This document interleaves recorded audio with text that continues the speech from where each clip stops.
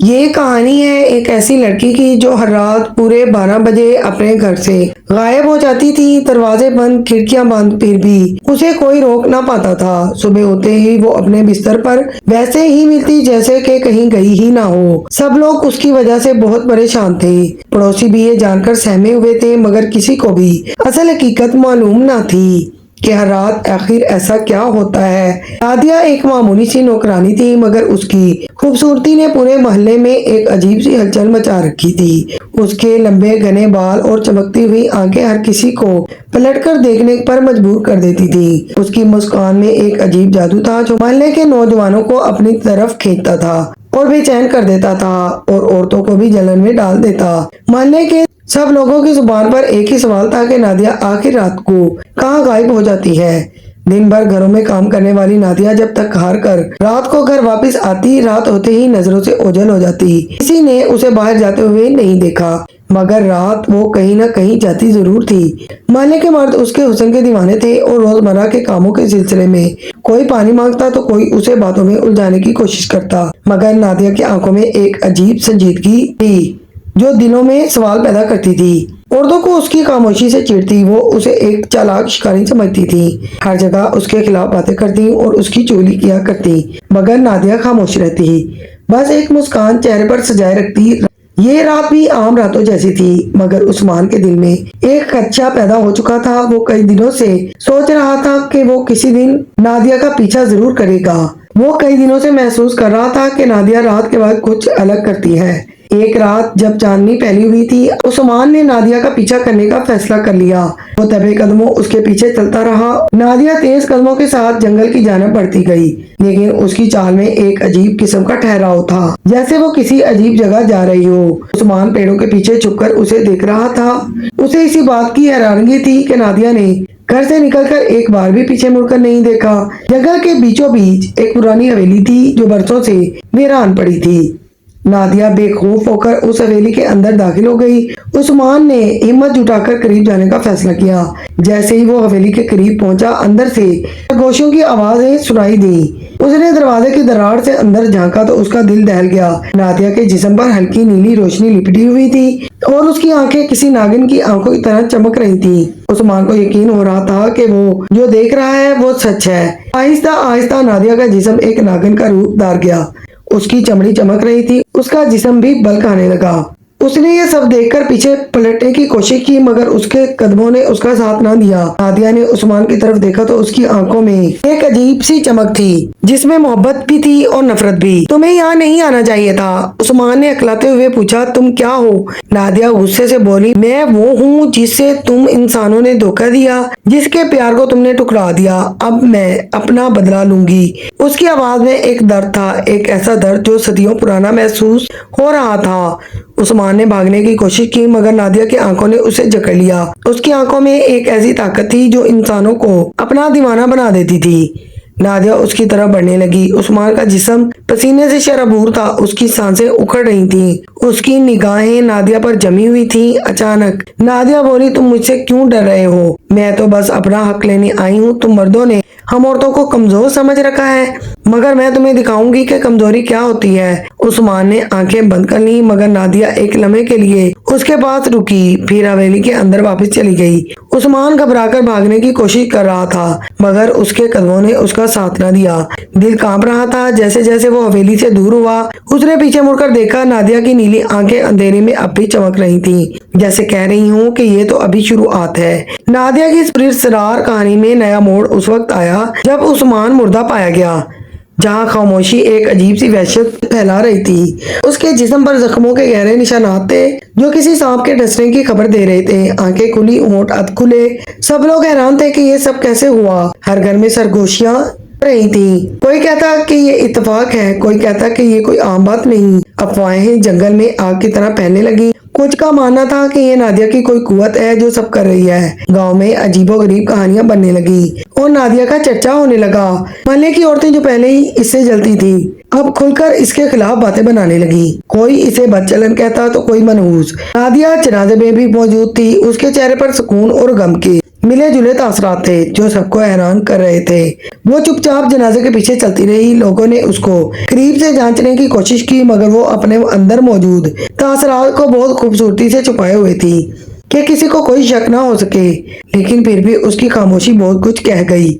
उसी रात फिर से एक और नौजवान लड़के की मौत वाक़या हो गई जो नादिया के करीब जाने की कोशिश में लगा रहता था और आखिरी दफा रात के वक्त उसे नादिया के पास देखा गया। गली के मोड़ पर दोनों को धीमी आवाज में बातें करते देखा गया, फिर अचानक गली के अंधेरे में गायब हो गए। अगली सुबह वो आदमी भी गायब था, ना कोई सुराग ना कोई खबर। ये खबर महल्ले में सनसनी फैलाने में काफी थी। फिर एक बूढ़ी औरत ने यह दावा कर दिया कि उसने अपनी आंखों से नादिया को नागिन बनते देखा है। उसकी बात पर कोई यकीन नहीं कर रहा था मगर उसकी आंखों में मौजूद डर सच्चाई की दलील था। वो कांपते लफ्जों से हर किसी को अपनी बात पर यकीन करने के लिए आमादा कर रही थी। लोगों के अंदर ही अंदर एक अनजाना सा डर बैठ गया। नादिया के चेहरे पर अब भी वही मासूम मुस्कान थी। उसकी आंखों की गहराई में एक ऐसा राज छुपा था जो सिर्फ रात के अंधेरे को ही मालूम था। मोहल्ले की गली जो दिन भर शोर में रहती थी रात के सुनाटे में एक अलग ही कहानी बता रही थी। मोहल्ले में एक नया आलिम दीन आ गया जो दूर दराज इलाकों में जिन्नों के वाकयात को हल करने की महारत रखता था। लोग उसे इज्जत और डर के मिले जुले जज्बात से देखते थे और जब नादिया के इर्द गिर्द घूमती वफात की बात इस आलिम दीन के कानों में पहुंची तो उसने एक आम बात नहीं समझा। उसने इस मामले को सीरियस लिया और गहराई से जांच पड़ताल शुरू कर दी। खामोशी से मोहल्ले के घरों के दरवाजे पर जाकर सवाल करता और उनके रवैये को परखता। लेकिन जब भी नादिया का जिक्र आता उसकी आंखों में एक गहराई आ जाती। आहिस्ता आहिस्ता एक पुरानी कहानी सामने आने लगी। एक बूढ़ी औरत जो बरसों से खामोश थी उसने बताया कि नादिया कोई आम लड़की नहीं है, वो एक ऐसी नागिन है जो सदियों पहले एक कबीले से ताल्लुक रखती थी जहाँ के नाग इंसानों की बेरहमी का शिकार हुए थे। गांव के जालिमों ने उसके कबीले के नाग को बड़ी बेरहमी से मार डाला था, जिसका बदला लेने के लिए नादिया इंसानी रूप में आई है। वो यहाँ एक आम इंसान बनकर रह रही थी ताकि वो इन लोगों से बदला ले सके जिनके बड़े बूढ़ों ने उसके कबीले पर जुल्म किया था। ये सब सुनकर गांव वालों में एक अजीब सी कैफियत छा गई। लोगों के दिलों में एक अजीब सवाल ने जगह बना ली कि कौन अगला शिकार होगा। दिन के उजाले में नादिया एक गरीब और घरेलू नुकरानी नजर आती मगर रात का अंधेरा छाते ही वो एक खूंखार नागिन बन जाती जो मर्दों को अपनी मोहब्बत के जाल में फंसाकर उन्हें मार डालती। उसकी दोहरी शख्सियत ने लोगों को उलझन में डाल रखा था। कोई यकीन नहीं कर पा रहा था कि क्या ये वही नादिया है जो दिन में इतनी मासूम नजर आती है। एक और रात एक नया हादसा रूनुमा हुआ। मोहल्ले का एक और नौजवान जो नादिया के हुस्न का दीवाना था अचानक गायब हो गया। उसके दोस्तों ने उसे आखिरी बार नादिया के पास ही देखा था। उसके बाद वो कभी वापस नहीं आया। अगली सुबह उसकी लाश करीबी मैदान में पाई गई जहां उसके जिस्म पर भी सांप के डसने के वाज़ेह निशानात थे। उसकी आंखें खौफ से खुली हुई थी और चेहरे पर ऐसा तासर था जैसे मरने से पहले कुछ खौफनाक देख लिया हो। इस वाक़े ने गाँव वालों को डरा दिया। लोग ऐसे हो गए जैसे घरों में कैद हो गए हों। कोई भी बिला जरूरत घरों से बाहर निकलने की कोशिश न करता। औरतें अपने शोहरों को नसीहत करती कि नादिया से दूर रहे जो कभी इसकी मोहब्बत में गिरफ्तार थे। अब उसका सामना करने से डरने लगे। लेकिन नादिया के चेहरे पर अब भी वही मुस्कान थी। ऐसा लगता था कि जैसे इसे मालूम था कि उसके शिकार कब और कहां आएंगे। आलिम दीन जो इस मामले को हल करने आया था उसने अपनी तवज्जो नादिया पर मरकूज कर दी थी। वो ये जान चुका था कि ये किसी आम इंसान का मामला नहीं है। उसने कुरान पाक की तिलावत की, दुआएं पढ़ी और गाँव वालों को सबर की तलकीन की। नादिया की आंखों में एक ऐसी चमक थी जो आलिम दीन के इल्फाज को बेअसर बना रही थी। वो जब भी नादिया को देखता उसे महसूस होता कि वो किसी और मखलूक के सामने खड़ा है। एक ऐसी मखलूक जो सदियों का गुस्सा अपने अंदर समेटे हुई थी और अब उसके रास्ते में हर आने वाले को खत्म करने पर तुली हुई थी। पहले के लोग बेबस थे। वो जानते थे कि अब कुछ बड़ा होने वाला है। नादिया की वही जिंदगी दिन में मासूम और रात में खूनखार एक खुली किताब बन चुकी थी। लेकिन इस किताब का आखिरी सफा अभी बाकी था। आलिम दीन की मुदाखलत ने मोहल्ले में एक नई हलचल मचा दी थी। मस्जिद के मिंबर से दी जाने वाली तनबीह ने कई दिनों को झंझोड़ कर रख दिया था। लेकिन इंसानी फितरत हमेशा तजस्सुस और हवस की असीर रही है। सिर्फ चंद लोग इस नसीहत को संजीदगी से लेते नजर आए मगर ज्यादा लोगों के चेहरों पर बेयकीनी की झलक मौजूद थी। कुछ का मानना था कि नादिया एक आम लड़की है जिसे गलत समझा जा रहा है, जबकि बाकी लोगों के दिलों में खौफ के बजाय मजीद तजस्सुस पैदा होता गया। एक और नौजवान हमजा जो नादिया से सच्ची मोहब्बत रखता था, उन चंद लोगों में वो भी शामिल था जो नादिया की मोहब्बत में गिरफ्तार थे। उसकी आंखों में नादिया के लिए एक ऐसा जज्बा था जो हकीकत मालूम होने के बावजूद खत्म ना हो पा रहा था।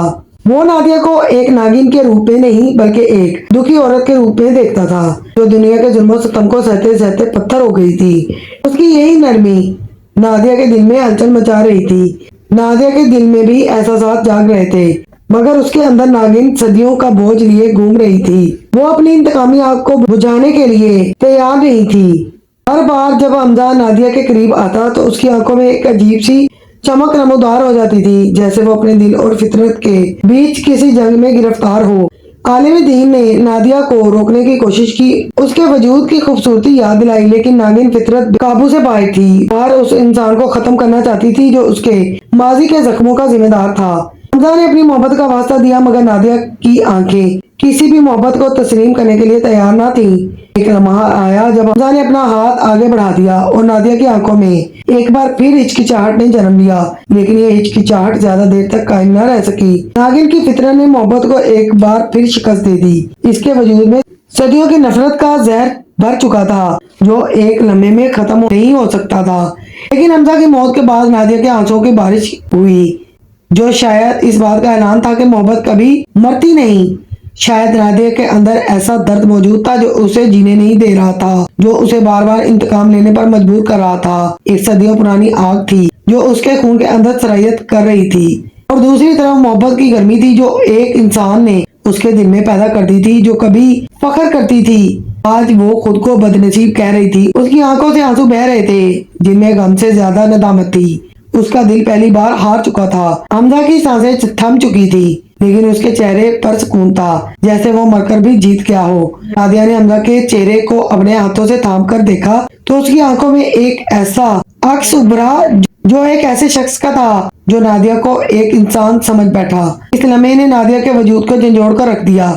जो खुद को नाकाबिले शिकस्त समझती थी आज मोहब्बत की ताकत के सामने टूट चुकी थी। उसका कबीला उसे पुकार रहा था, उसके लोगों की आवाजें उसके कानों में गूंज रही थी, वापिस आ जाओ, तुम इंसान नहीं हो। लेकिन नादिया के कदम जमीन से ना उठ रहे थे।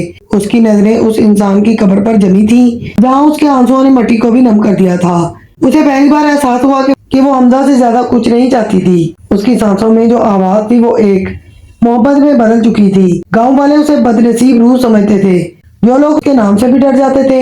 हकीकत जानकर उसकी दास्तानों को हमदर्दी से सुनते। औरतें जो कभी उसके खिलाफ बातें किया करती थी अब उसकी कहानी सुनकर आंसू बहाती थी। एक कुर्बानी ने नादिया को कौन सी पहचान दी थी। नादिया ने आसमान को भी देखा। तारे आज कुछ ज्यादा चमकदार थे, जैसे आसमान भी उसकी कहानी सुन रहा हो। वो धीरे धीरे गायब हो चुकी थी। सुबह जब गांव वाले हमजा की कब्र पर गए तो कब्र पर आंसुओं के ताजा निशानात मौजूद थे, जो इस बात का सबूत थे कि नादिया अब भी जिंदा थी। लेकिन अब वो इंतकाम नहीं बल्कि मोहब्बत की इलामत थी। उसके आंसू इस बात की गवाही दे रहे थे कि मोहब्बत ने बिल आखिर इंतकाम पर फतह हासिल कर ली थी।